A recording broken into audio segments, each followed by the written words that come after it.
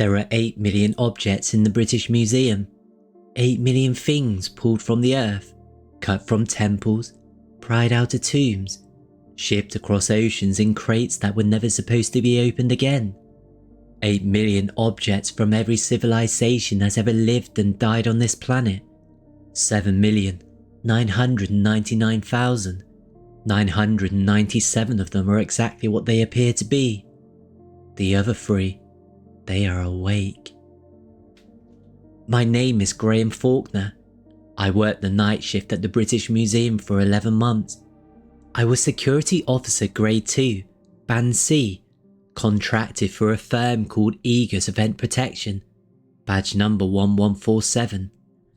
I'm telling you these details because they can be verified, because after what I'm about to say, you're going to want proof that I'm a real person, that I really worked there, that the things that happened in Gallery 4 and Gallery 10, and the corridor between rooms 62 and 63, the corridor the day staff call, the passage, and the night staff don't call anything at all, because the night staff don't talk about it, that those things really happened. I need to tell you about Marcus, about what the statue did to Marcus, about what was left of him, and I need to tell you about Rule 4. Let me start at the beginning, before the rules, before I understood what the word collection really means in a building that's been collecting things for 270 years. I'm 53, I live in Barking, the end of the district line, the kind of place people only pass through on the way to Dagenham. I spent 22 years driving black cabs and gave it up when my knees went. 40 grand on a knowledge I could barely use anymore because I couldn't sit in the cab for 12 hours without my left leg going numb from the hip down. My wife, Jackie, suggested security work. "You know central London better than anyone," she said. "Someone will have you." She was right. Edith took me on, ran me through the SIA licence course, and 3 weeks later, I was standing in the great court of the British Museum at 10 o'clock at night, wearing a black suit that was slightly too tight across the shoulders, holding a torch I didn't yet know I'd need, listening to a man named Victor explain how not to die. I thought he was joking. He wasn't joking. Victor was the night duty manager, 58, Ghanaian British, built like a wardrobe, voiced like he was permanently disappointed in you. He'd been on the night team for 14 years. 14 years of 12-hour shifts in a building that covers 14 acres, contains 60 galleries on 3 floors, and houses objects that were ancient before Christ was born. He knew every corridor, every stairwell, every camera blind spot, every gallery where the heating didn't work and every gallery where the heating worked too well. He also knew things that weren't in any training manual. There were 3 of us on night, Victor, me, and a lad called Marcus. Marcus was 26, from Tottenham, studying for a history degree at the Birkbeck part-time. He'd taken the museum job because he actually loved the place. He would light up talking about the Assyrian reliefs, or the Parthenon sculptures the way other blokes his age talked about football. Skinny, tall, always had wireless earbuds in, always listening to podcasts about Mesopotamia or Roman Britain. Good lad, I liked him immediately. The 3 of us split the building. Victor took the upper floors, room 40 through to 70, the medieval and European galleries, the Egyptian mummy rooms. Marcus took the Enlightenment gallery and the Eastern wing, and I took the ground floor, the big galleries, the ones the tourists come for. Room 4, the Egyptian sculpture gallery. Room 6 through to 10, the Assyrian galleries. The Greek and Roman rooms, the Great Court. 8 hours, 10 PM to 6 AM. Walk the galleries, check the cases, log any anomalies, radio in every 45 minutes. Simple, on paper. After our first walkthrough, Victor showing us the routes, the checkpoints, the radio protocol. He took us into the security office on the ground floor. Small room, no windows, 4 monitors showing CCTV feeds, a desk, a kettle, a microwave. The room smelled of instant coffee and stale carpet. Victor closed the door, locked it. Then he pulled a folded A4 sheet from the inside pocket of his jacket and laid it on the desk. "Right," he said. "This is not in your contract. This is not from Aegis. This is not from the museum's management. If you ask anyone on the day team about this, they will tell you they don't know what you're talking about. They're not lying. They don't know. The things I'm going to tell you only apply between the hours of midnight and 4 AM. Outside those hours, the building is a museum. Inside those hours, the building is something else." He looked at each of us in turn. Marcus had taken his earbuds out. I'd stopped breathing without realising it. "There are 7 rules. You follow them all, every night, without exception. The moment you think a rule doesn't apply to you, or doesn't make sense, or can be safely ignored because nothing's happened yet, that's the night something happens." He smoothed the paper flat. "Rule 1. Never walk through a gallery with the lights off. Your torch counts as light. If your torch fails, go back the way you came. Do not continue forward in the dark. The things in the cases can't see you in the light. In the dark, you can't see them." Rule 2.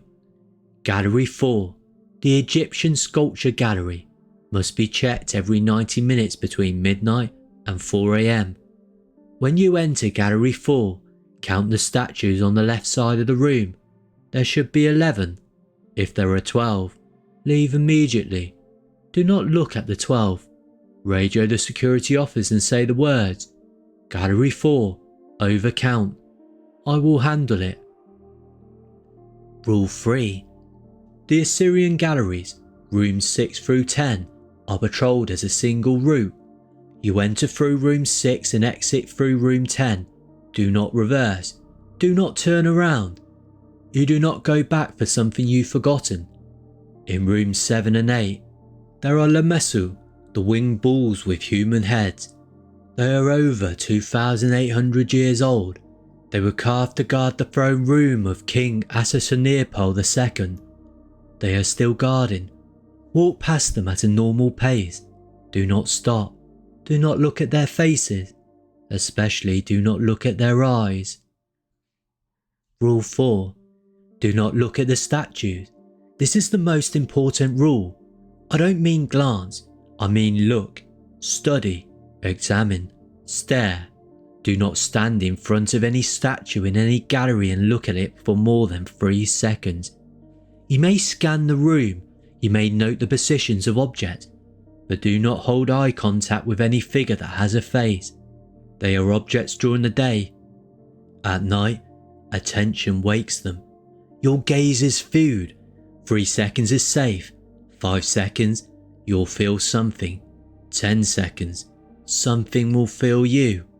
After that, it depends on the statue. Rule 5. The corridor between rooms 62 and 63 on the upper floor, the Egyptian mummy galleries, is not on your patrol route. It is not on anyone's patrol route. The cameras in that gallery were disconnected in 2016 and have not been reconnected.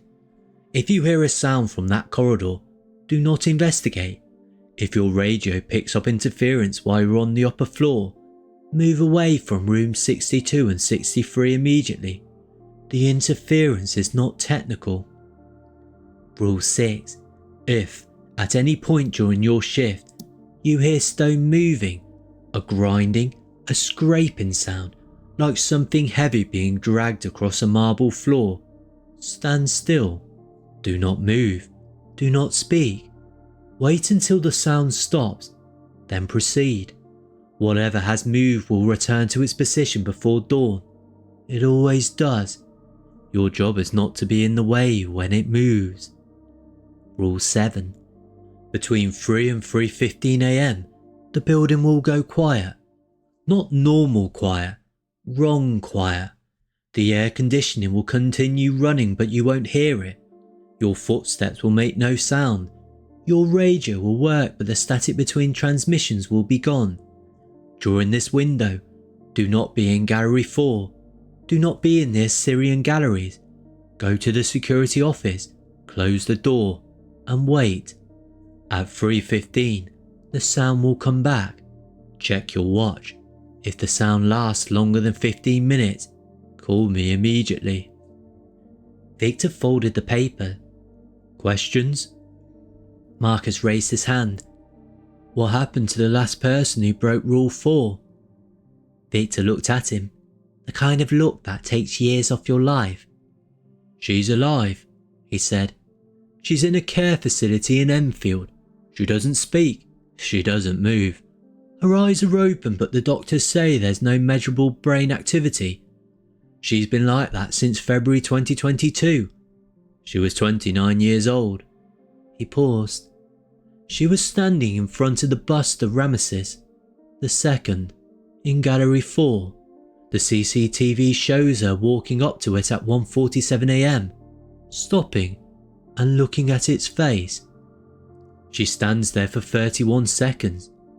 At the 31-second mark, the camera feed goes to static for 6 seconds.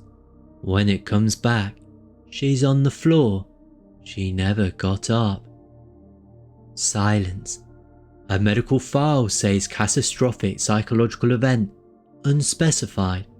No stroke, no seizure. No seizure, no bleed. Nothing wrong with her body at all. Just empty. Whatever was inside her isn't there anymore. He looked at Marcus. Don't look at the statue, son. The first few weeks were, I'll be honest with you, magnificent. I know that sounds mental given what I've told you, but there's something about being alone in the British Museum at night that I can't describe properly. The place is different when the tourists are gone. The Great Court, that enormous glass roof atrium in the centre, fills with moonlight on clear nights. The marble floor turns silver. The columns throw long shadows. It's like being inside a temple that no one else in London knows about. I did my routes, Gallery 4 every 90 minutes, counted the statues, 11, always 11. The Egyptian sculptures, Ramesses, the Rosetta Stone, the colossal scarab, sat there in the half light, massive and still. I scanned. I didn't stare. 3 seconds, 2 seconds, 1. Move on. The Assyrian galleries were harder. Not because of the rules. I followed them. Enter through 6, exit through 10. Don't reverse. But because of the lamassu, the winged bulls. They're enormous. 4-5 meters tall. Carved from single blocks of gypsum. Human faces, full beards, calm, ancient expressions. They have 5 legs, an optical illusion. They appear to be standing still from the front and walking from the side. Walking past them at night with only a torch beam for company is an experience I wouldn't want to wish on anyone. You feel watched, not paranoid watched, correctly watched, the way a deer feels watched by a wolf. Your body knows, your neck prickles, your pace quickens without permission, and you absolutely, categorically, must not look at their faces. I learned to walk through those galleries with my eyes fixed on the floor. 12 feet ahead of me, torch beam low, steady pace, in through 6, out through 10, 2 minutes, don't stop, don't turn around, nothing happened. For 3 months, nothing happened. I started to relax.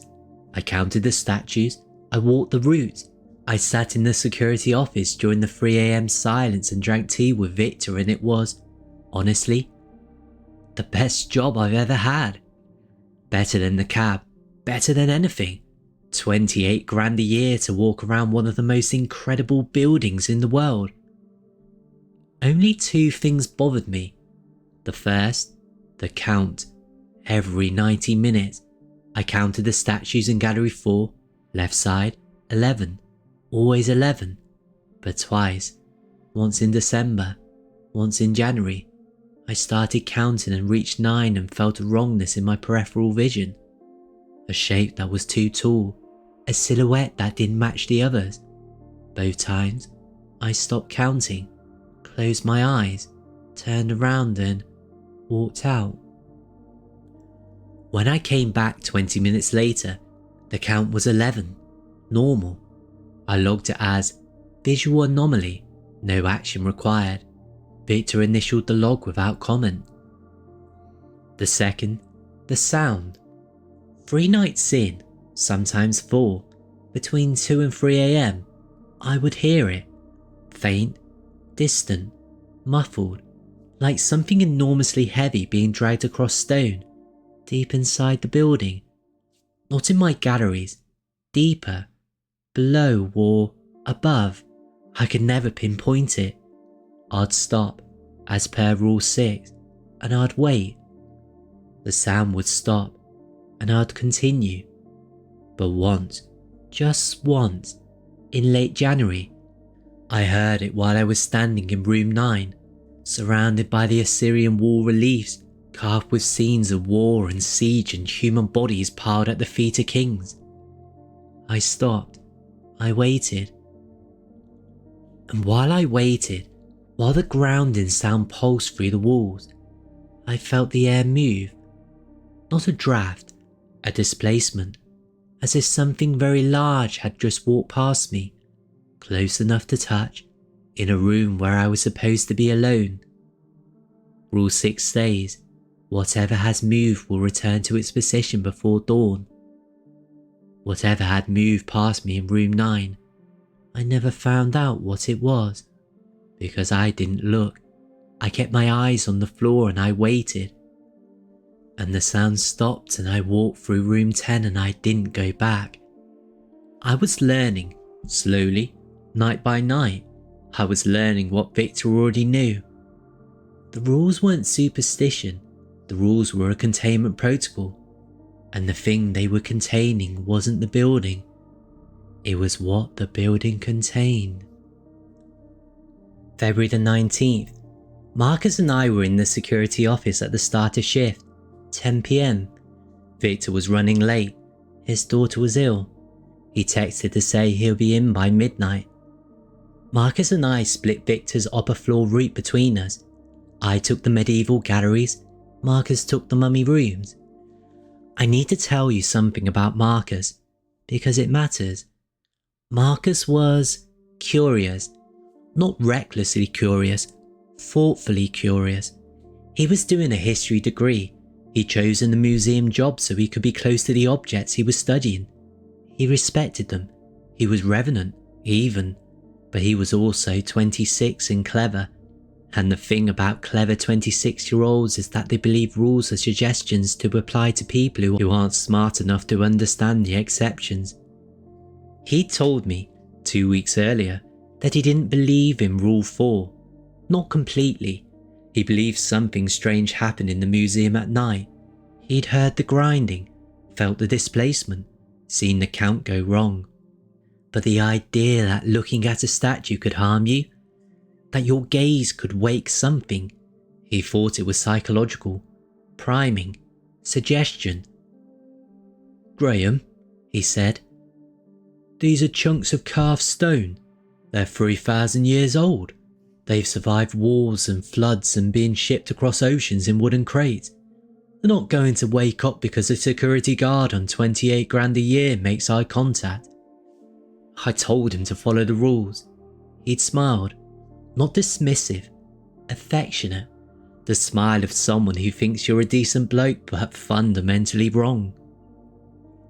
February the 19th, 1:52 AM, my radio crackled. "Graham, Gallery 4, you need to come." Marcus's voice, not panicked, excited. The pacific, breathless excitement of someone who thinks they've discovered something. I was in room 41, upper floor, the Sutton Hoo Gallery. I took the stairs down, crossed the great court, entered Gallery 4 from the east entrance. Marcus was standing in the middle of the room. His torch was on the floor, pointing at the ceiling, throwing wild shadows up the walls. The gallery was lit in this distorted, carnival way, half light, deep blacks, the enormous Egyptian sculptures throwing shadows 3 times their size. He was facing the bust of Ramesses II. The bust is one of the most famous objects in the museum, a colossal granite head and torso, 7.5 tons, 3,200 years old. It shows Ramesses from the chest up, broad shoulders, a serene expression, a hole where the right eye should be. During the day, tourists queue to take selfies with it. Marcus was standing directly in front of it, 3 feet away, looking up at its face. Marcus? He didn't turn around. Marcus? Mate, step back. You know the rule. Graham, come here. Come look at this. I'm not looking at it, and neither should you. How long have you been standing there? He didn't answer. Graham, his shadow's wrong. I didn't understand. My torch is behind me, on the floor. The light's coming from the left. The shadow should fall to the right. It doesn't. It falls towards me. The shadow is falling towards the light source. That's not physically possible. Something in my chest went cold. Marcus, step back now. I've been watching it. It's been moving. Not the statue, the shadow. It's getting longer. It's been getting longer since I got here. Graham, it's reaching towards me. I didn't look at the statue. I looked at the floor, and I saw it. Marcus's shadow, sharp and defined, thrown behind him by the upturned torch. Normal, correct. And Ramesses' shadow, long, wrong, stretching across the marble floor towards Marcus in a direction that defied the physics of light. And it was moving, slowly, inch by inch, like something was unfolding from the base of the statue, like the shadow was independent of the object casting it. Marcus, we're leaving, right now. One more minute, I want to see if... The shadow touched his foot. Everything happened at once. Marcus gasped, not scream, not a scream, a gasp, sharp and involuntary, as if someone had punched him in the stomach. He staggered. His hand went to his head. He turned towards me and his face was... wrong. His eyes were open, but they weren't his eyes. The irises were too dark. Not brown dark. Black. Solid black. Lid to lid. No white showing. And his expression was empty. Not scared. Not confused. Blank. The face of someone who's just been switched off. He opened his mouth. He spoke. But the voice that came out wasn't his. It was deep. Resonant. It filled the gallery the way a voice fills a cathedral. It spoke a single word in a language I didn't recognize. Something guttural, old, with consonants that a human throat shouldn't be able to produce. The word hit my chest like a brass note from a church organ. I felt it in my teeth, in my spine. Marcus collapsed. I ran towards him. I grabbed his arm. He was cold. Not cool, cold, freezing cold, as if he'd been sitting in the morgue for an hour. His eyes were closed now. His breathing was shallow. His lips were turning blue. I dragged him out of Gallery 4, across the great court, into the security office. I radioed Victor. I called 999. The paramedics arrived in 12 minutes. They took Marcus out on a stretcher. His vital signs were there. Heartbeat, breathing, blood pressure, all present, all weak. They couldn't explain the body temperature. They couldn't explain why he wouldn't wake up. Victor arrived at 12:30. He walked into the security office, looked at the incident report on the desk, looked at me and said one word. "How long?" "I don't know. He was already looking at it when I got there. Could have been a minute, could have been 10. Victor sat down. He looked older than I've ever seen him. He pressed his palms flat against the desk. "The girl in 22? Anna, she was 21 seconds. She's a vegetable. Nobody survived more than 40. He paused. "Was he talking when you found him?" Something spoke. Through him. It wasn't English. It wasn't anything I've ever heard." Victor closed his eyes. "That's new. That's never happened before." He stood up, took his torch, and went to Gallery 4 alone. I watched him on the CCTV monitor. He entered the gallery, walked directly to the bust of Ramesses, and, keeping his eyes fixed on the floor, placed a square of black cloth over the statue's remaining eye. He came back. He sat down. He didn't explain. At 6 a.m, the day team arrived. The cloth was removed, the gallery opened, and tourists queued for selfies. Nobody knew. Nobody knows. Marcus woke up 3 days later in the Royal Free Hospital, but he didn't come back to work. I went to see him, once, at his flat in Tottenham. He opened the door and looked at me, and I knew immediately that whatever had happened in Gallery 4 hadn't fully let go of him. He'd lost weight, 12, 15 pounds. His eyes were sunken. He had the look of someone who hadn't slept in weeks. Not tired, but eroded. "How you doing, Marcus?" He let me in. The flat was dark, curtains drawn, lights off. He sat on the sofa and he didn't look at me. He looked at the walls. "I can still see it," he said. "See what?" "The shadow. When I close my eyes. It's behind my eyelids. It's always moving, always reaching. I can feel it in my head, Graham, like a pressure behind my eyes, like something's looking out through them."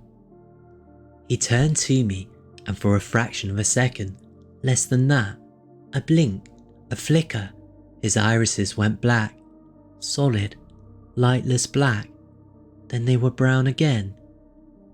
"I think it's put something inside me. When it spoke through me, I think something came through, and I don't think it's going away." I left after 20 minutes. I didn't know what to say. I still don't. Marcus hasn't answered his phone since March.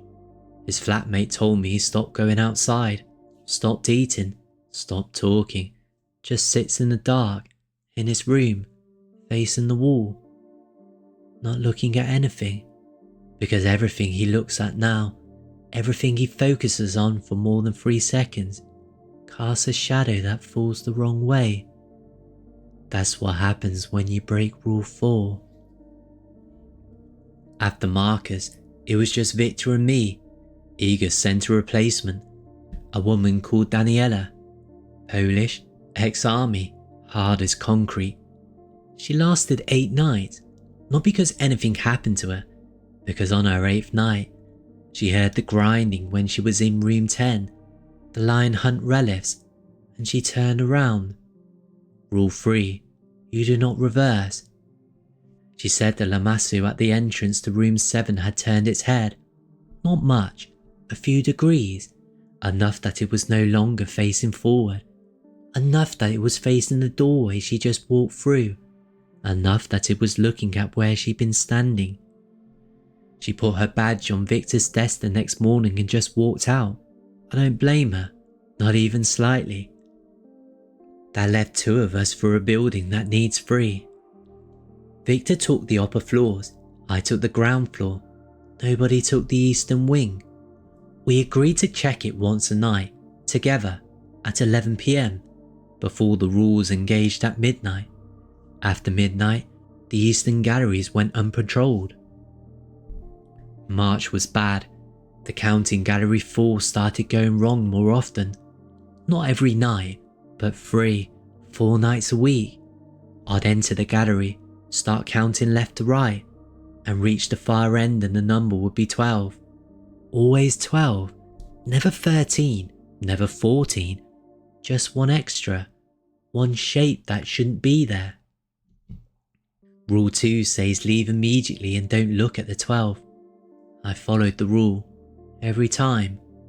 But here's what started happening in March that hadn't happened before. The 12 wasn't always in the same position. In December, the extra shape had been at the far end of the gallery. In January, it was near the middle. In March, it was closer to the entrance, closer to the door, closer to me. As if, night by night, the thing that wasn't supposed to be there was working its way down the gallery, towards the exit, towards the great court, towards the rest of the building. I told Victor. His face did something I hadn't seen before. Fear. Real. Marrow-deep fear from a man who'd been doing this for 14 years. How close? He asked. 3rd from the entrance, maybe 15 feet from the doorway. He went quiet for a long time. In 2019 it reached the doorway. The night team found it standing in the entrance to Gallery 4, facing outwards, at 3 AM. Not in the gallery, in the doorway. One step and it would have been in the great court. What happened? The 3:15 silence lasted 47 minutes that night. When it ended, the count was 11 again, but every glass case in Gallery 4 was cracked. Every single one. 63 cases, cracked from the inside. He looked at me. If it ever gets past the doorway, Graham, we don't have a rule for that. 3 days later, I broke Rule 5. I didn't mean to. I wasn't being brave or curious or stupid. I was on the upper floor, checking room 61, the Nevermoon Tomb Chapel paintings, when my radio burst into static. Not normal static, layered, textured, like voices buried under white noise. Dozens of them, speaking over each other in a language I couldn't identify. The static was coming from the direction of the corridor between rooms 62 and 63. Rule 5. The corridors between rooms 62 and 63 is not on your patrol route. If you hear a sound coming from the corridor, do not investigate. I should have walked away, I know that, but the static wasn't just on the radio, it was in the air. I could hear it physically, a buzzing, crackling, electric sound emanating from the corridor itself, as if the walls were transmitting. I took 3 steps towards it, just 3. I didn't enter the corridor. I stood at the threshold and looked in. The corridor was dark. The lights had been disconnected. Victor had told me that. The cameras too. It was a stretch of perhaps 30 feet between 2 galleries, lined on both sides with display cases containing funeral objects, canopic jars, linen wrappings. In the dark, at the far end of the corridor, something was standing. It wasn't a statue. Statues don't breathe. This was tall, impossibly tall. It had to be stooping, because the corridor ceiling was only 10 feet, and this thing was compressed beneath it, hunched, folded in on itself. His silhouette was roughly human, but the proportions were wrong. The shoulders were too wide, the arms were too long, the head was elongated, narrow, pointed at the top, the shape of a pharaonic crown. It was wrapped, bandaged. Thin strips of something that could have been linen hung from its frame in ribbons, trailing on the floor, and it was facing me. I couldn't see its face, the corridor was too dark and it was too far away, but I could feel its intention, the way you can feel something staring at the back of your head in a crowded room. Except this wasn't a room, and it wasn't a person, and the weight of its intention was physical. A pressure on my chest, a ringing in my ears, a sudden and overwhelming conviction that if I took one more step forward, I would never take a step back. The static on my radio peaked. Through it, clearly, one word, not English, not any language I know, but I understood it anyway, the way you understand the sound your body recognizes before your brain does. Stay. Not a command, an invitation. I stepped backwards, I turned, I walked away. I did not run. Running would have meant fear, and fear would have meant intention, and intention was what it wanted. I got to the security office. I locked the door. Victor was there. He looked in my face. You went near the corridor. I didn't go in. But you looked. Yes. He handed me a cup of tea. His hand was shaking. Not mine. His. The thing in the corridor has been there since 2016. It wasn't there before. We think it... He stopped. Started again. The corridor connects the two mummy galleries, rooms 62 and 63. They contain human remains, real people, wrapped, preserved, displayed under glass for 200 years. We think something finally woke up. Not a Pacific mummy, something that accumulated. 2 centuries of dead being stared at by the living, day after day, year after year. All that attention, all that gaze. He put his cup down. Rule 4 says attention wakes them. Nobody thought about what happens when 8 million visitors a year stare at human remains for 200 years straight. That's a lot of attention, Graham. That's an ocean of it, and something formed in it, something that was made from it. The static on my radio had stopped. The corridor was silent again. It gets taller, Victor said quietly. Every year, it gets taller. I lasted until September. 3 things made me leave.